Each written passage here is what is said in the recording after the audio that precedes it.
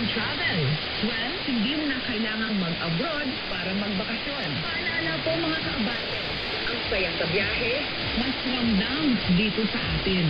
Sa bawat lakad at bakasyon sa Pilipinas, may natutulungan kang lokal na negosyo, may nadaragdagan kang trabaho, at may naiaambang ka na kabuhayan sa kapwa Pilipino. Kaya, suportahan natin ang sariling atin ng responsable, ligtas, at makabuluhan. Ako po si Bea Rose Santiago, at para sa mga travel tips at information, manatiling tumutok sa abate.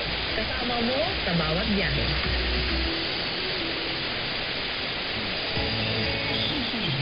Our team order.